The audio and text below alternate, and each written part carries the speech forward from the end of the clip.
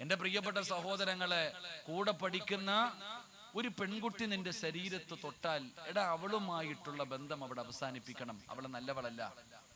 അതാണാണെങ്കിലും പെണ്ണാണെങ്കിലും ശരീരത്തെ തൊട്ടുള്ള, ആരോടാ പറയണത്? വയത് കഴിഞ്ഞ് പോകുമ്പോ ചേട്ടത്തി അനിയന്റെ ബൈക്കിന്റെ മുകളിൽ കയറി ഒന്ന് പോണ കാലവാ അല്ലേ?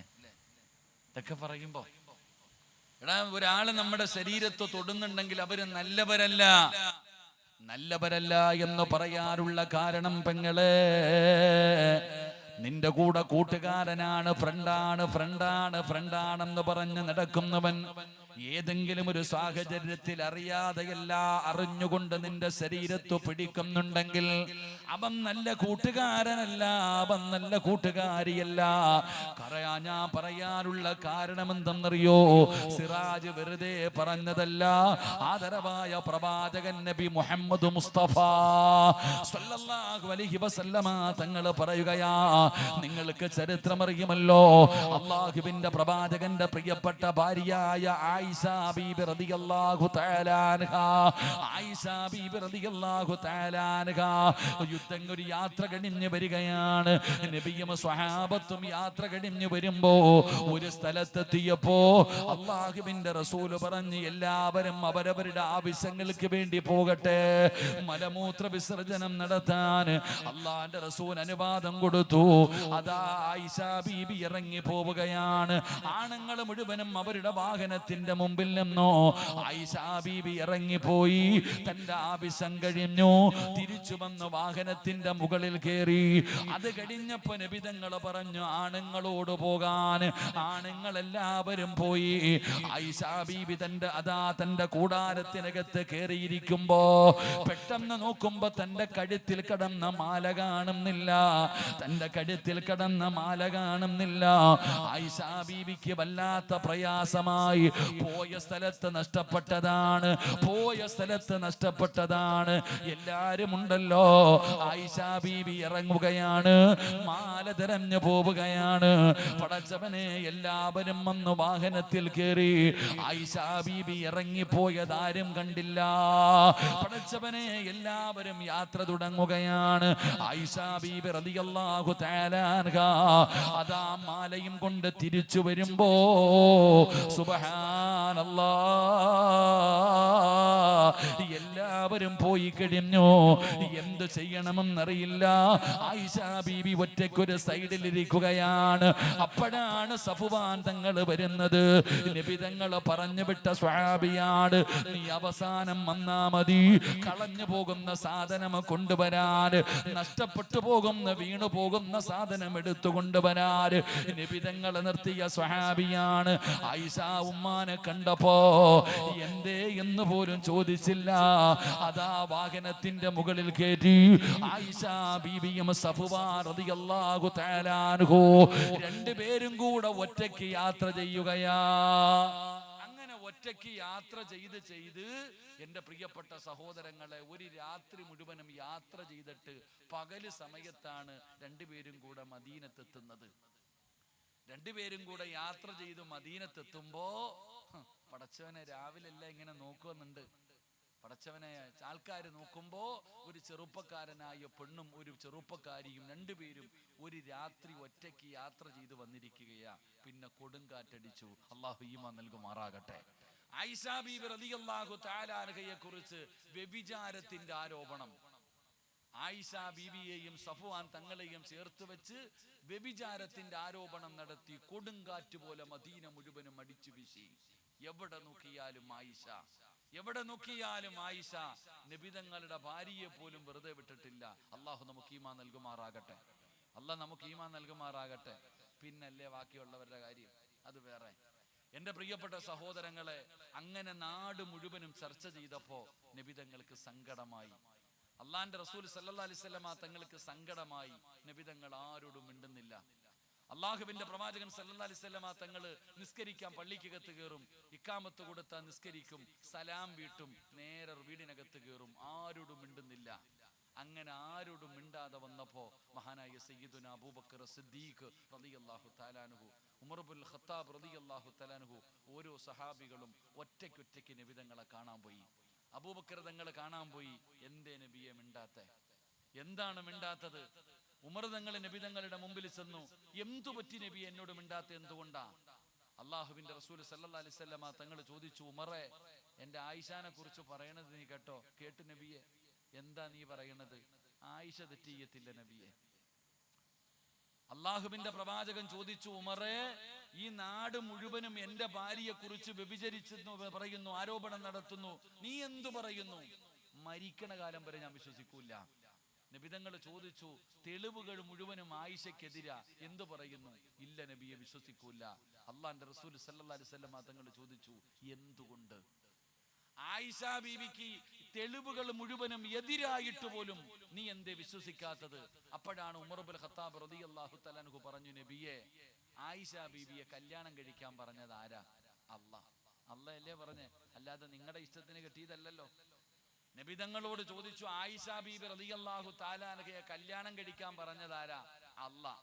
അല്ലേ പറഞ്ഞേ. എന്നാ അല്ലാഹ് ഖുർആനിൽ എന്താ പറഞ്ഞത്? വലാ തഖറബു സിന ഇന്നഹു കാന ഫാഹിഷ. അള്ളാന്റെ പരിശുദ്ധമായ ഖുർആനില് അള്ളാഹു പറയുകയാ, വലാ തഖറബു സിന ഇന്നഹു കാന ഫാഹിഷ. നിങ്ങൾ വ്യഭിചാരത്തിനോട് അടുക്കുക പോലും ചെയ്യരുത്, അത് വളരെ മോശമായ ഒരു കാര്യമാണ്. എന്നിട്ട് അള്ളാഹു പറയുകയാ, വസാഅ സബീല.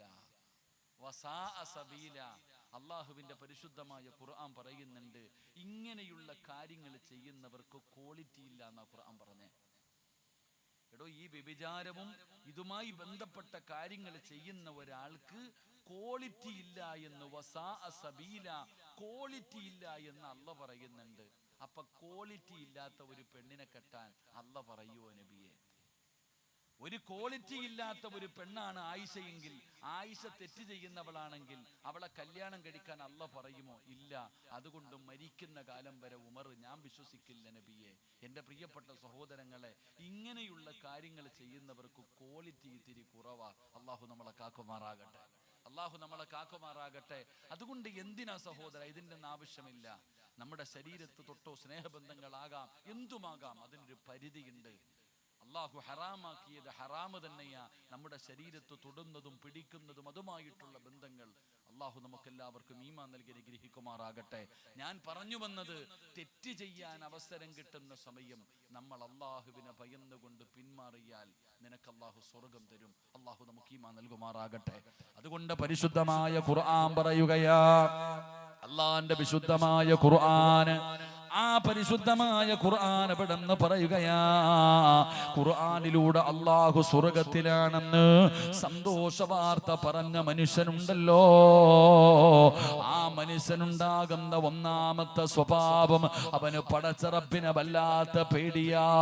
അവന് പടച്ചറബിനെ വല്ലാത്ത പേടിയാ. നമുക്കിന്ന് അല്ലാഹനെ പേടിയില്ലടോ. നമുക്ക് മഖ്ലൂക്കിനെ പേടിയാണ്, നമുക്ക് അല്ലാഹനെ പേടിയില്ല. നമുക്ക് അല്ലാഹനെ പേടിയില്ല. അതുകൊണ്ട് എന്റെ പ്രിയപ്പെട്ടവരോട് പറയുകയാണ്, അള്ളാഹു ഹൃദയത്തിനകത്ത് കയറണേ. അല്ലാഹ് ഹൃദയത്തിനകത്ത് കയറിയാ നിനക്ക് പേടിയാ. കള്ളു കുടിക്കാൻ പേടിയാ, വ്യഭിചരിക്കാൻ പേടിയാ, വീടി വലിക്കാൻ പേടിയാ, ഹറാമ് ചെയ്യാൻ പേടിയാ, എന്ത് തെറ്റ് ചെയ്യാനും നിനക്ക് പേടിയാ.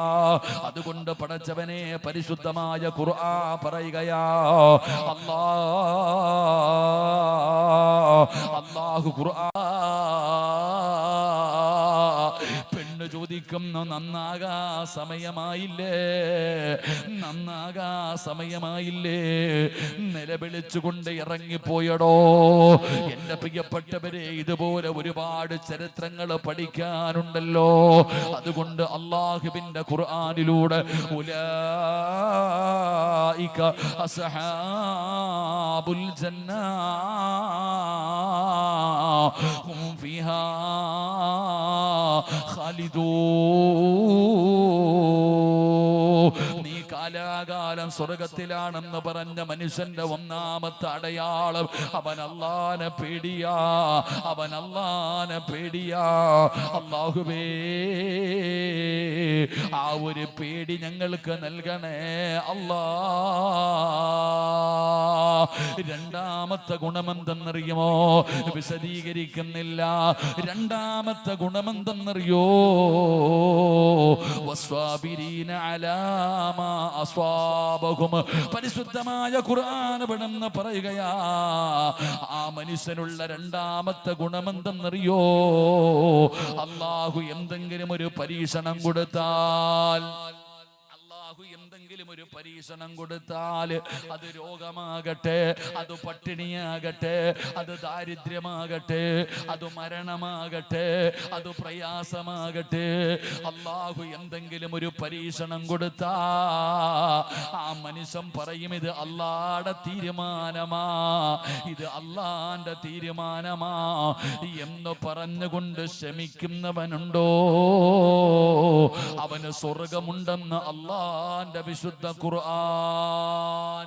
പരിശുദ്ധമായ ഖുർആൻ പറയുന്ന രണ്ടാമത്തെ സ്വഭാവം, അവൻ എന്തെങ്കിലും ഒരു പരീക്ഷണം കൊടുത്താൽ ക്ഷമിക്കാനുള്ള മനസ്സവനുണ്ടാകും. അള്ളാഹു നമുക്ക് ഈമാൻ നൽകുമാറാകട്ടെ. ഈമാൻ കാര്യം 6.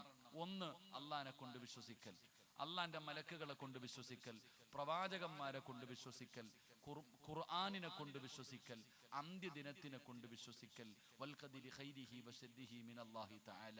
6 കാര്യങ്ങൾ. ഈ 6 കാര്യങ്ങളിൽ അള്ളാഹിനെ വിശ്വാസമുണ്ട്, ഖുർആനിൽ വിശ്വാസമുണ്ട്, പ്രവാചകന്മാരിൽ വിശ്വാസമുണ്ട്, മലക്കുകളിൽ വിശ്വാസമുണ്ട്, അന്ത്യദിനത്തിൽ വിശ്വാസമുണ്ട്. 6ാമത്തതിൽ മാത്രം വിശ്വാസമില്ല. 6ാമത്തെ കാര്യം എന്താ?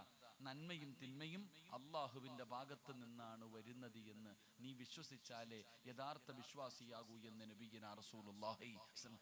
എന്റെ പ്രിയപ്പെട്ട സഹോദരങ്ങളെ, നമുക്ക് അവിടെയാണ് തെറ്റുപറ്റിയത്. അള്ളാഹു എന്തെങ്കിലും ഒരു പരീക്ഷണം തരുമ്പോൾ നമ്മുടെ എല്ലാം പോയി.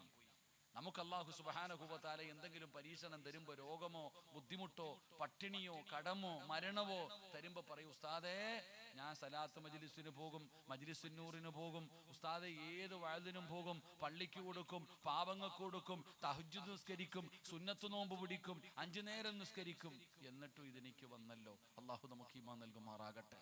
നമുക്ക് അല്ലാഹു എന്തെങ്കിലും ഒരു പരീക്ഷണം തരുമ്പോൾ നമ്മൾ പരാജയപ്പെട്ടു പോകുകയാണ്, നമ്മൾ കുറ്റം പറയുകയാണ്, നമ്മൾ ആവലാതി പറയുകയാ. എന്റെ പ്രിയപ്പെട്ട സഹോദരങ്ങളെ, എന്തിനാ അങ്ങനെ പറയുന്നത്? പടച്ച റബ്ബിന്റെ തീരുമാനമല്ലേ, അള്ളാന്റെ തീരുമാനമാണല്ലോ ഇതെല്ലാം. എന്തു വന്നാലും അത് പടച്ച റബ്ബിന്റെ തീരുമാനമാ. എന്തുകൊണ്ട് അംഗീകരിക്കാൻ കഴിയുന്നില്ല? എന്തുകൊണ്ട് നമുക്ക് സന്തോഷം വരുമ്പോ നമുക്ക് കുഴപ്പമൊന്നുമില്ലല്ലോ, ഈ ദുഃഖം വരുന്ന സമയത്ത് മാത്രമല്ലേ ഉള്ളൂ? എന്റെ പ്രിയപ്പെട്ടവരെ, ചിലര് പറയുന്നത്, ഉസ്താദെ അള്ളാഹിക്ക് എന്തോ എന്നോട് വൈരാഗ്യം, അള്ളാഹിക്ക് എന്തോ എന്നോട് ദേഷ്യം കൂടുതലാ, അതുകൊണ്ട് അള്ളാഹ് എന്നെ ഇങ്ങനെ പരീക്ഷിക്കണേ. എത്ര കൊല്ലമായി കല്യാണം കഴിഞ്ഞിട്ട് എനിക്കൊരു മക്കളെ തരുന്നില്ലല്ലോ അള്ളാഹ്. എല്ലാവർക്കും അള്ളാഹ് വീട് കൊടുക്കുന്നു, എനിക്കെന്തേ വീട് തരാത്തെ? ഞാൻ ഏത് കച്ചവടം ചെയ്തിട്ട് എന്തേ ഉസ്താദ് നേരെയാകാത്തെ? എത്ര കൊല്ലമായി ഉസ്താദെ സമാധാനമുള്ള ജീവിതം കിട്ടുന്നില്ലല്ലോ. അള്ളാഹിക്ക് എന്തോ ദേഷ്യമാണെന്നാ പലരും പറയുന്നത്. ഒരിക്കലും അങ്ങനെ പറയരുത് സഹോദര, ഒരിക്കലും നമ്മൾ അങ്ങനെ പറയരുത്. അള്ളാഹിക്ക് ആരോടും ദേഷ്യമില്ലടോ, അള്ളാഹുവിന് ആരോടും ദേഷ്യമില്ല. എന്റെ പ്രിയപ്പെട്ട സഹോദരങ്ങളെ, അള്ളാഹുവിന് ഇഷ്ടം കൂടിക്കഴിഞ്ഞാൽ അള്ളാഹു മനുഷ്യനെ വല്ലാതെ വേദനിപ്പിക്കും. അള്ളാഹു ഈമാൻ തരുമാറാകട്ടെ. അള്ളാഹുവിന് ഇഷ്ടം കൂടിക്കഴിഞ്ഞാൽ അള്ളാഹു നമ്മളെ ഒന്ന് അളന്നു നോക്കും. ഇവൻ പറയുന്നത് എന്നെ അള്ളാഹുവിനെ കൊണ്ട് വിശ്വസിച്ചവനാണല്ലോ. നമ്മുടെ ഈമാൻ അള്ളാഹു ഒന്ന് അളന്നു നോക്കും. അള്ളാഹു നമ്മുടെ ഈമാൻ ഒന്ന് അളന്നു നോക്കും. എന്റെ പ്രിയപ്പെട്ടവരെ, അതിനുള്ള ഏറ്റവും വലിയ തെളിവ്, അള്ളാഹ്ക്ക് ഇഷ്ടമുള്ളവരെയാണ് അള്ളാഹു കൂടുതൽ പരീക്ഷിക്കുന്നത് എന്നതുള്ളതിന് ഏറ്റവും വലിയ തെളിവ്, ഇന്ന അശദ്ദന്നാസി ബലാഗ. അള്ളാഹു ലോകത്ത് ഏറ്റവും കൂടുതൽ പരീക്ഷിച്ചത് അബൂജഹലിനെ ആയിരുന്നില്ല, നമ്രൂദിനെ ആയിരുന്നില്ല, കാറൂനിനെ ആയിരുന്നില്ല, ഹാമാനിനെ ആയിരുന്നില്ല. അള്ളാഹു ലോകത്ത് ഏറ്റവും കൂടുതൽ പരീക്ഷണം കൊടുത്തത് ആദം നബി മുതൽ അഷ്റഫുൽ ഖൽഖ് നബി മുഹമ്മദ് മുസ്തഫ സല്ലല്ലാഹു അലൈഹി വസല്ലമ തങ്ങൾ വരെയുള്ള 1,24,000 പരം വരുന്ന പ്രവാചകന്മാരെയാണ്. അള്ളാഹു ഏറ്റവും കൂടുതൽ പരീക്ഷണം കൊടുത്തത് പ്രവാചകന്മാർക്കായിരുന്നു. ഈ പ്രവാചകന്മാരിൽ ഏറ്റവും കൂടുതൽ കണ്ണുനീര് കുടിച്ചത് ആദരവായ പ്രവാചകൻ നബി മുഹമ്മദ് മുസ്തഫ. ആദരവായ പ്രവാചകൻ നബി മുഹമ്മദ് മുസ്തഫ. ബോറടിക്കുന്നുണ്ടാ? ബോറടിക്കുന്നുണ്ടാ? നിങ്ങൾ ഇങ്ങനെ ഇരിക്കുന്നോണ്ട് ചോദിച്ചാ, മടുത്തു തുടങ്ങിയാ? സമയം എന്താ ഇപ്പൊ? നിങ്ങളെന്താ സമയമായിട്ട് മിണ്ടാതിരിക്കണേ? സുബ്ഹാനല്ലാഹ്, 10:30 ഞാൻ അറിഞ്ഞില്ല. ഞാൻ എപ്പോ നിർത്താന്നാ പറഞ്ഞ മക്കളെ? 10:30 നിർത്താന്നല്ലേ പറഞ്ഞേ? നിങ്ങൾ എന്താ ഇങ്ങനെ മിണ്ടാതിരിക്കണേ? പറഞ്ഞ സമയം കഴിഞ്ഞു പോയി. അള്ളാഹു പുറത്തുമാറാകട്ടെ, അള്ളാഹു പുറത്തുമാറാകട്ടെ. വാക്ക് പറഞ്ഞാ പാലിക്കണോ? വാക്ക് പറഞ്ഞാ പാലിക്കണോ? ആദം നബി അള്ളാഹു സ്വർഗത്തിൽ നിന്ന് പുറത്താക്കിയത് നിസ്കരിക്കാത്തതിന്റെ പേരിലാണോ? സദക്ക കൊടുക്കാത്തതിന്റെ പേരിലാണോ?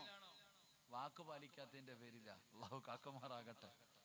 കരാറ് ലംഘിച്ചതിന്റെ പേരിലാ. 10:30 നിർത്താന്ന് പറഞ്ഞിട്ട് ഞാൻ തുടങ്ങിയിട്ട് ഞാൻ ഇപ്പോഴും വഴുതു പറഞ്ഞുകൊണ്ടിരുന്ന പിന്നെ എന്ത് വഴുതടോ? അള്ളാഹു ഈമാൻ തരുമാറാകട്ടെ. കുറച്ചുകൂടെ പൊക്കൂടെ? എനിക്കിന്ന് നല്ല ഓട്ടവാ. ഞാൻ ഈ വയത് കഴിഞ്ഞിട്ട് വേണം പത്തനാപുരത്ത് പോകണം. എൻ്റെ ഉമ്മ പത്തനാപുരത്താ. അളിയൻ സർജറി കഴിഞ്ഞ് കിടക്ക. ഇനി പോയിട്ട് അളിയനെ കണ്ടിട്ട് ഉമ്മാനെ വിളിച്ചുകൊണ്ട് വേണം കിളിമാനൂർ പോകാൻ. നാളെ രാവിലെ കണ്ണൂരും പോകണം. ഇന്ന് രാത്രി ഫുള്ള് ഉറക്കമില്ല സിയാറത്ത. അള്ളാഹു പ്രതിഫലം നൽകുമാറാകട്ടെ. അള്ളാഹു പ്രതിഫലം നൽകുമാറാകട്ടെ. ഇന്നലെ ഈ ചങ്ങായി കൊണ്ട് വഴി വിട്ടിട്ട് പോയതാ. ഇന്നലെ ഇവിടെ കരുനാപ്പള്ളിയിലെ വയല്. ഇന്നലെ എപ്പോഴാ ഉറങ്ങി വീടെത്തി. ശരി, ഇൻഷാ അല്ലാഹ്. അള്ളാഹു നമുക്ക് അപകടങ്ങളെ തൊട്ട് അള്ളാഹു കാക്കുമാറാകട്ടെ. അള്ളാഹു കാക്കുമാറാകട്ടെ. എന്തപ്പോ ഞാൻ പറഞ്ഞേ? എന്താ മക്കളെ പറഞ്ഞേ? കരാറിന്റെ കാര്യം പറഞ്ഞല്ലേ. എന്റെ പ്രിയപ്പെട്ട സഹോദരങ്ങൾ, അള്ളാഹു നമുക്ക് പരീക്ഷണങ്ങൾ തരും. ഇഷ്ടമില്ലാത്തത് കൊണ്ടല്ല, സ്നേഹം കൂടുമ്പോ. നബിതങ്ങൾ ജനിക്കുന്നതിന് മുമ്പേ ഉമ്മ മരിച്ചു. യത്തീമായിട്ടല്ലേ നബിതങ്ങളുടെ വാപ്പ മരിച്ചിട്ടല്ലേ യത്തീമായിട്ടല്ലേ നബിതങ്ങൾ ജനിച്ചത്? വാപ്പാനെ കണ്ടിട്ടുണ്ടോ? ഇല്ല. ഉമ്മാന്റെ പാല് കുടിച്ച് കൊതി തീർന്നോ? നബിതങ്ങൾക്കില്ല. നബിതങ്ങൾക്ക് താങ്ങും തണലുമായിരുന്ന എല്ലാരും പോയില്ലേ? അപ്പൊ ലോകത്ത് ഏറ്റവും കൂടുതൽ അള്ളാഹു വേദനിപ്പിച്ചത് മഹാനായി നബിയിന റസൂലുള്ളാഹി സ്വല്ലല്ലാഹു അലൈഹി. ഇഷ്ടമില്ലാഞ്ഞിട്ടാണോ? അള്ളാഹിക്ക് നബിതങ്ങൾ ഇഷ്ടമല്ലേ? ആണോ അല്ലേ? ഇഷ്ടമാണോ അല്ലേ? നബിതങ്ങളെ അള്ളാഹുവിന് ഇഷ്ടമാണോ അല്ലേ? ഇഷ്ടമാണ് എന്നതിനുള്ള ഏറ്റവും വലിയ തെളിവെന്താ? ഖുർആൻ എടുത്തു നോക്ക്. ഖുർആനിൽ അള്ളാഹു ഒരുപാട് പ്രവാചകന്മാരുടെ പേര് പറഞ്ഞിട്ടുണ്ട്. ഈ പ്രവാചകന്മാരുടെ പേര് പറയുമ്പോ അള്ള വിളിച്ചിരിക്കുന്നത് എങ്ങനെയാണെന്നറിയാമോ? യാ ആദം, ഏ നൂഹ്, യാ നൂഹ്. എല്ലാ പ്രവാചകന്മാരുടെയും പേര് വിളിച്ചു അള്ളാഹ്. ഖുർആനിൽ അള്ളാഹു പ്രവാചകന്മാരുടെ പേര് പറയുമ്പോ പ്രവാചകന്മാരുടെ പേരാ അള്ള വിളിച്ച്. സിറാജെന്ന് വിളിക്കണ പോലെ യാ ആദം, ആദം നബിയെ ആദമേ എന്ന് വിളിച്ചു. നൂഹ് നബിയെ നൂഹേ എന്ന് വിളിച്ചു. ഇബ്രാഹിം നബിയെ ഇബ്രാഹിമേ എന്ന് വിളിച്ചു. എന്നാൽ മഹാനായ നബിയിന റസൂലുള്ളാഹി സല്ലല്ലാഹു അലൈഹി വസല്ലമ തങ്ങളെ ഖുർആനിൽ ഒരു സ്ഥലത്ത് പോലും യാ മുഹമ്മദ്, ഏ മുഹമ്മദ് എന്ന് അള്ള വിളിച്ചിട്ടില്ല. ഖുർആനിൽ ഒരു സ്ഥലത്തു പോലും നബിതങ്ങളെ മുഹമ്മദ് എന്ന് സാധാരണ പ്രവാചകന്മാരെ വിളിച്ചതുപോലെ അള്ള വിളിച്ചിട്ടില്ല. പിന്നെ അള്ള വിളിച്ചത് എന്താ? മുഹമ്മദുർ റസൂലുള്ളാഹ്. അള്ളാഹുവിന്റെ പ്രവാചകനെ വിളിക്കുന്നത് നബിയെ, റസൂലെ, മുസമ്മിലായ നബിയെ, മുദ്ദസിറായ നബിയെ. എവിടെയും അള്ളാഹു ബഹുമാനത്തോടു കൂടിയാണ് നബിതങ്ങളെ വിളിച്ചിരിക്കുന്നത്. അള്ളാഹു നമുക്ക് ഈമാൻ നൽകുമാറാകട്ടെ. അത്രയ്ക്കും സ്നേഹമുള്ള നബിയാണ് അള്ളാഹു ലോകത്ത് ഏറ്റവും കൂടുതൽ പരീക്ഷിച്ചത്. അപ്പൊ സ്നേഹം കൂടിയ അള്ളാഹു ഒന്ന് വേദനിപ്പിക്കും. വേദനിപ്പിച്ചിട്ട് അള്ളാഹ് നമുക്ക് സന്തോഷം തരും. അള്ളാഹു നമുക്ക് ഈമാൻ നൽകുമാറാകട്ടെ. പിന്നെ നമ്മൾ വിചാരിച്ചിരിക്കുന്നത് എന്താ? നമ്മൾ വിചാരിച്ചിരിക്കുന്നത് ഉസ്താദേ എന്താ ബുദ്ധിമുട്ടാ, പ്രയാസമാ, ദുരിതമാ? കാക്കാ, എന്റെ പ്രിയപ്പെട്ട സഹോദര, നീ എന്താ വിചാരിച്ചിരിക്കണത്? കൊല്ലത്ത് ആശ്രമ മൈതാനത്ത് ഫെസ്റ്റ് നടന്നു. കേറണമെങ്കിൽ പാസ്സല്ലേ? പാസ് കൊടുക്കണ്ടേ? നിങ്ങൾ എന്താ ഇങ്ങനെ ഇരിക്കണേ? ഇവിടെ ഓരോ സ്ഥലത്തും പരിപാടികൾ നടക്കുമ്പോ കേറണമെങ്കിൽ ഫീസ് കൊടുക്കണോ? ലുലുമാളിന്റെ അപ്പുറത്ത് ഫെസ്റ്റ് നടക്കുമ്പോ കാണാൻ പോകുമ്പോ രൂപ 100 കൊടുക്കണോ? കറങ്ങണ സ്ഥാനത്ത് കയറണമെങ്കിൽ പൈസ കൊടുക്കണോ? എല്ലായിടത്തും കയറണമെങ്കിൽ ഫീസ് കൊടുക്കണം. അപ്പൊ അള്ളാന്റെ സ്വർഗത്തിൽ പോകുമ്പോ എന്താ ഓസിന് കയറി പോകാൻ പറ്റുമോ? ഊട്ടിയ അള്ളാന്റെ സ്വർഗം എന്താ? അള്ളാന്റെ പരിശുദ്ധമായ ഖുർആൻ തന്നെ ചോദിക്കുകയാണ്, അമ ഹസിബതും അൻ തദ്ഖുലുൽ ജന്ന ഫലമ്മാ യതികും മസലുൽ ലദീന ഖലൂ മിൻ ഖബലികും. മനുഷ്യന് പോകാൻ പറ്റൂല. അള്ളാന്റെ സ്വർഗം വെറുതെ കയറി പോകാൻ പറ്റുന്ന സ്ഥലമല്ല. അതിന് കഷ്ടപ്പാടുണ്ട്, ദുരിതങ്ങളുണ്ട്, പ്രയാസങ്ങളുണ്ട്. ഒരുപാട് ദുഃഖങ്ങളും ദുരിതങ്ങളും അനുഭവിക്കാതെ നിനക്ക് സ്വർഗത്തിൽ കടക്കാൻ കഴിയില്ല. നീ ഖുർആൻ ഓതുന്നവനല്ലേ? അള്ളാന്റെ ഖുർആൻ ഓതുന്നവനല്ലേ? ആ ഖുർആനിൽ അല്ലാഹു പറഞ്ഞതെന്തെന്നറിയോ? എങ്ങനെയാണ് ഞാനൊരു മനുഷ്യനെ പരീക്ഷിക്കുന്നത്? അല്ല പറഞ്ഞിട്ടുണ്ട് സഹോദരാ, വലനബുലുവന്നകും ബിശൈഇൻ മിനൽ ഖൗഫ് വൽ ജൂഅ് വനഖസിൻ മിനൽ അംവാൽ വൽ അൻഫുസി വസ്സമറാത്ത് വബശ്ശിരി സ്വാബിരീൻ الذين إذا أصابتهم مصيبة قالوا إنا لله وإنا إليه راجعون. അല്ലാഹുവിന്റെ വിശുദ്ധമായ ഖുർആൻ പറയുകയാ, ഞാൻ എൻ്റെ അടിമകളെ പരീക്ഷിക്കുമടോ, ഞാൻ എൻ്റെ അടിമകളെ പരീക്ഷിക്കുമടോ. എങ്ങനെയാണ് പരീക്ഷിക്കുന്നതെന്നറിയോ? വലനബുലുവന്നകും ബിശൈഇൻ മിനൽ ഖൗഫ്. ഭയം തരികയാ, ഭയം തരികയാ, ഭയം തരികയാ, പേടിപ്പിക്കുകയാണ്, പേടിപ്പിക്കുകയാണ്. മുസ്ലിമേ, നിന്നെ അല്ലാഹു പേടിപ്പിക്കും സഹോദരാ. എങ്ങനെയാ പേടിപ്പിക്കുന്നത്? പടച്ചവനെ എന്ന് നമ്മളൊക്കെ പേടിച്ച് നടക്കുകയാണ്. ഉസ്താദേ, ഇന്ത്യയുടെ സംസ്ഥാനങ്ങൾ പലതും അവരുടെ കൈകളിലെത്തിക്കഴിഞ്ഞല്ലോ. ഭൂരിപക്ഷം അവരാണല്ലോ, നിയമങ്ങൾ പാസാക്കുകയാണല്ലോ. NRC നടപ്പിലാക്കാൻ പോകുകയല്ലേ, പൗരത്വ ബില്ല് വരുന്നല്ലോ, ഏക സിവിൽ കോഡ് വരുന്നല്ലോ, തലാഖൊക്കെ കഴിഞ്ഞല്ലോ. പടച്ചവനെ, ഓരോ നിയമങ്ങൾ പാസാക്കുകയാണ്. നമ്മൾ എന്ത് ചെയ്യും പടച്ചവനെ? നമ്മൾ എന്ത് ചെയ്യും പടച്ചവനെ? നമ്മൾ എവിടെ പോകും ഉസ്താദേ? മുസ്ലിമിനെ പടച്ചവനെ എന്ന് ഭൂതാ രാജ്യത്തിന്റെ നാനാഭാഗങ്ങളിൽ ഫുൾഡോസർ കൊണ്ടുവന്ന് ഇടിച്ച് തകർക്കുകയാണ്. പള്ളിയിലെ ഇമാമിനെ പോലും അവിടെ നിന്ന് കൊന്നുകളയുകയാണ്. പടച്ചവനെ, വീഡിയോ പിടിച്ച് ഷെയർ ചെയ്യുകയാണ്. തല്ലിക്കൊല്ലുന്ന വീഡിയോകൾ എടുത്ത് ഷെയർ ചെയ്യുകയാണ്. എന്തിനാ? ഭയക്കാര്, ഭയക്കാൻ, ഭയക്കാര്. താടിയുള്ളവനും തഴമ്പുള്ളവനും ഭയക്കാര്. മുസ്ലിമിനെ ഭയപ്പെടുത്താൻ നോക്കുകയാ. കൊല്ലണ്ടവന് കൊന്നാ പോരെ, കൊല്ലണ്ടവന് കൊന്നാ പോരെ, എന്തിനാ കൊല്ലുന്ന വീഡിയോ എടുത്ത് ഷെയർ ചെയ്യുന്നത്? അള്ളാഹു നമുക്ക് ഈമാൻ തരുമാറാകട്ടെ. ഇടോ, അവിടെ ഇവിടെയും കത്തിക്കുന്നതും പിടിക്കുന്നതൊക്കെ പരസ്യമായിട്ട് ചെയ്ത് കാണിക്കുന്ന എന്തിനാ? ഭയപ്പെടുത്താൻ. എന്റെ പ്രിയപ്പെട്ടവരെ, നമ്മളെ ഭയപ്പെടുത്താൻ പരിശ്രമിച്ചു കൊണ്ടിരിക്കും. അല്ലാഹ് പറയുകയാ, നിന്നെ ഞാൻ പേടിപ്പിക്കും, നിന്നെ ഞാൻ ഭയക്കും, നിന്നെ ഞാൻ ഭയപ്പെടുത്തും. മുസ്ലിം എന്ന് പറയാൻ പേടിക്കുന്ന ഒരു കാലം നിനക്ക് വരും. അപ്പം നീ പറയണം, ഞാൻ മുസ്ലിമാണെന്ന്. അപ്പം നിനക്ക് ഞാൻ സ്വർഗം തരും. അള്ളാഹു ഈമാൻ നൽകുമാറാകട്ടെ. അള്ളാഹു നമുക്ക് ഈമാൻ നൽകുമാറാകട്ടെ. അവിടെ ഇവിടെയും രണ്ട് പൊട്ടാസ് പൊട്ടിച്ചപ്പോഴേ പേടിച്ച ഇനിയൊക്കെ വരാനിരിക്കുന്നത് നീ എന്ത് ചെയ്യും? ഇപ്പൊ ഓണത്തിന് പൊട്ടിക്കണ പടക്കം പൊട്ടിക്കണ പൊട്ടാസ് ഇട്ടിട്ട് ഏക സിവിൽ കോഡ്, പൗരത്വ ബില്ല്, അത് ഇതെന്ന് 4 പടക്കം പൊട്ടിച്ചപ്പോഴേ നീ വരണ്ടു. ഇനി അമിട്ട് നീ ആകാശത്തൊക്കെ പോയി പൊട്ടണ എന്താപ്പാ? എന്താ പറയാ? കഥനയൊക്കെ വരാനല്ലേ ഉള്ളൂ. അള്ളാഹു ഈമാൻ നൽകുമാറാകട്ടെ. നീ പൊട്ടാസ് പൊട്ടിച്ചപ്പോഴേ നീ മൂത്രമൊഴിക്കാൻ തുടങ്ങി. ഇനി ബാക്കിയുള്ളത് വരുമ്പോ എന്ത് ചെയ്യും? എന്റെ പൊന്നാര ചങ്ങാതി, അള്ളാഹു പറഞ്ഞില്ലേ, നിന്നെ ഞാൻ ഭയപ്പെടുത്തും. ഇവർക്കും വേണ്ടത് നമ്മളെ ഭയപ്പെടുത്തലാടോ. അവർക്കും അറിയുന്ന ചില സത്യങ്ങളുണ്ട്. നമ്മൾ മുസ്ലിമീങ്ങളാ, നമ്മളെ മറക്ക, നമ്മളെ തന്നെ മറന്നു പോവാ. എടാ ചങ്ങായി, മുസ്ലിമായി നടക്കുന്ന നിനക്ക് എന്നാ പേടിക്കാനാ? ഉമ്മാടെ വയറ്റിൽ കിടന്നപ്പോഴേ അള്ളാഹ് നിന്റെ മരണം നിശ്ചയിച്ചിട്ടുണ്ട്. ജനിച്ച് ഉമ്മാടെ വയറ്റിൽ നിന്ന് വെളിയിൽ വന്നപ്പോ തന്നെ ബാങ്കും ഇക്കാമത്തും കൊടുത്തു. കാരണം എന്തേ? മരിച്ചു കഴിഞ്ഞാൽ ഇത് കൊടുക്കാൻ സമയമില്ല, കൊണ്ട് കബറടക്കണം. അല്ലാഹു ഈമാൻ നൽകുമാറാകട്ടെ. മുകളിൽ ആകാശം, താഴെ ഭൂമിയായിട്ട് നടക്കുന്ന നമുക്ക് എന്നാ പേടിക്കാനാ? എന്റെ പൊന്നാര ചങ്ങാതി, നിനക്ക് നിന്റെ വലുപ്പം അറിയില്ല. ആനയ്ക്ക് ആനയുടെ വലുപ്പം അറിയില്ല. ആ പാവപ്പെട്ടവൻ തോട്ടിയും കൊണ്ട് ഇങ്ങോട്ട് വാന്ന് പറഞ്ഞാൽ അങ്ങോട്ട് പോകും.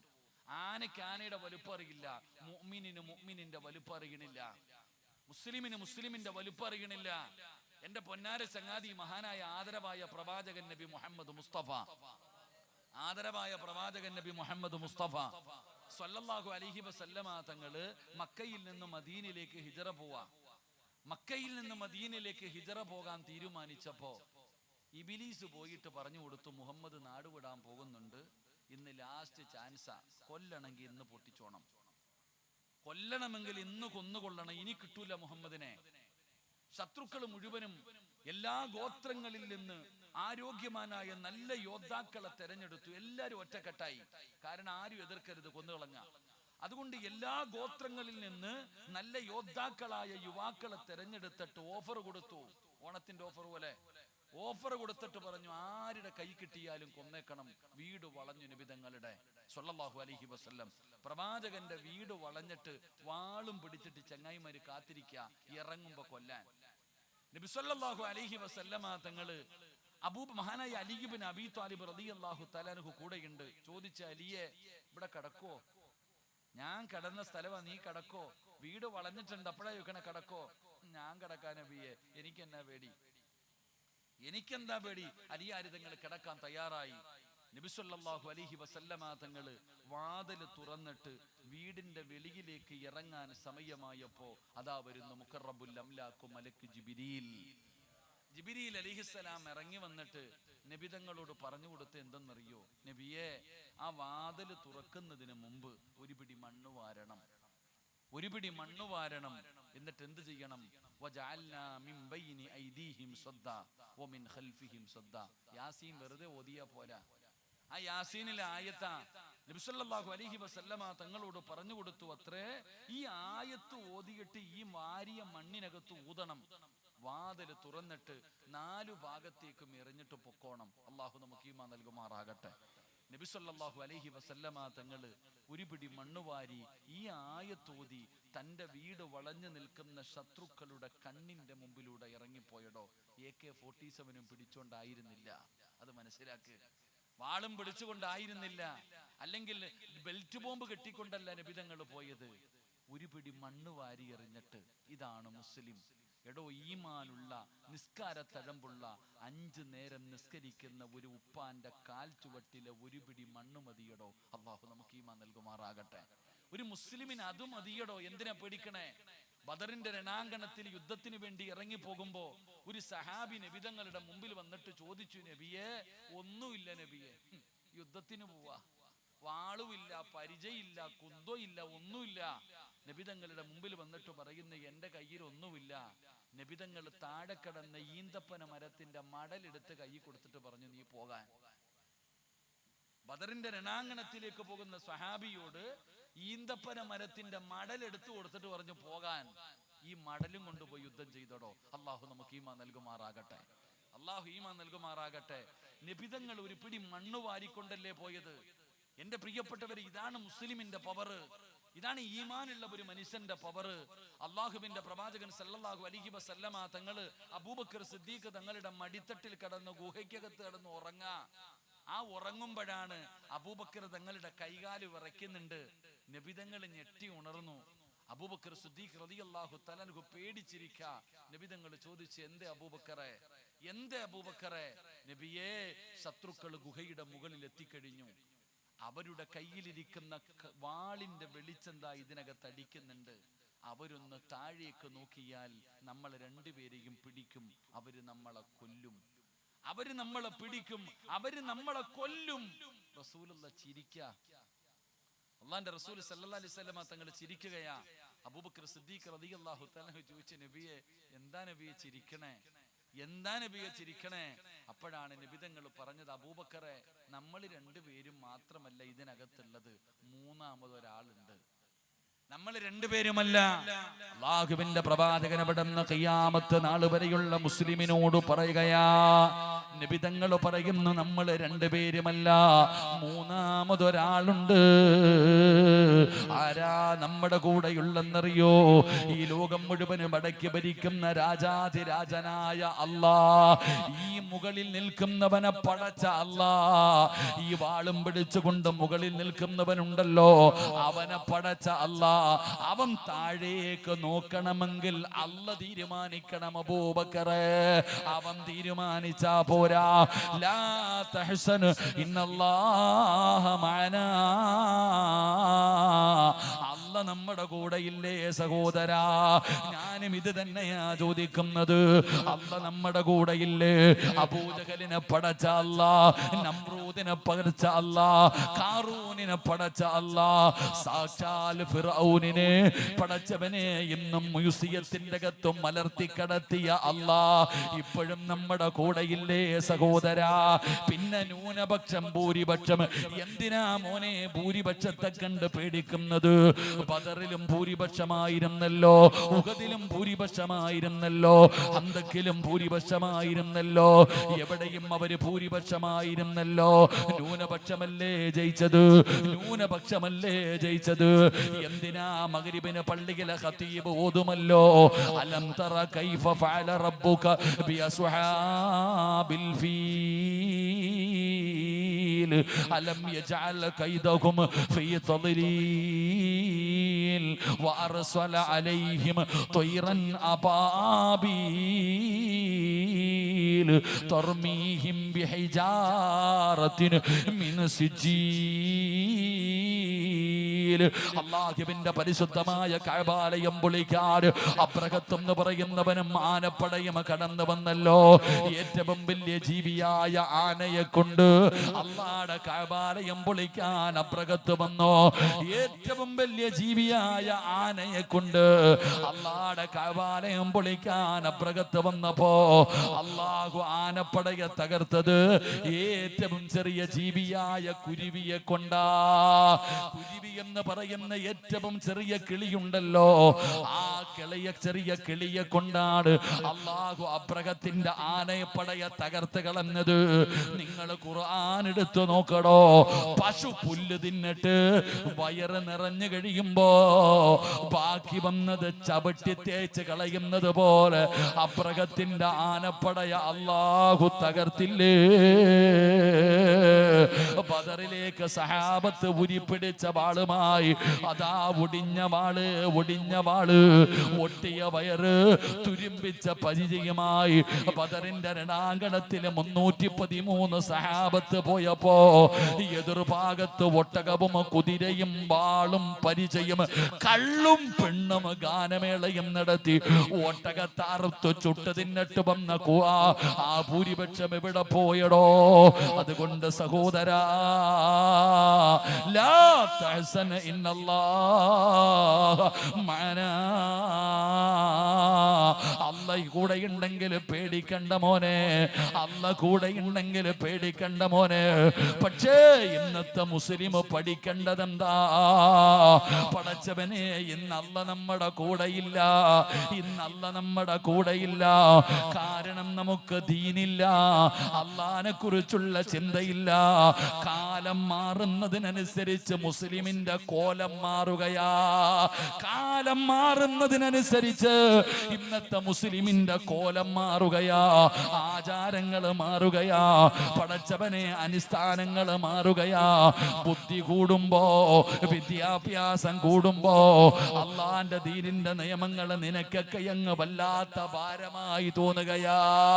ഇന്ന് പടച്ചവനെ നിന്റെ വീട്ടില് ദീനില്ല, നിനക്ക് ദീനില്ല, നിന്റെ നാട്ടില് ദീനില്ല, പിന്നെങ്ങനാ മോനെ അല്ലാഹ് നിന്നെ സഹായിക്കുക? അതുകൊണ്ട് മുസ്ലിമേ, നിയമങ്ങൾ പാസാക്കാനല്ലേ പറ്റൂ. വീടിനകത്ത് നിയമം പാസാക്കാൻ നിന്നെ കൊണ്ടും പറ്റുമല്ലോ. അള്ളാന്റെ ദീൻ നിന്റെ വീട്ടിൽ വരട്ടെ, അള്ളാഹുവിന്റെ ദീൻ നിന്റെ വീടിനകത്ത് വരട്ടെ.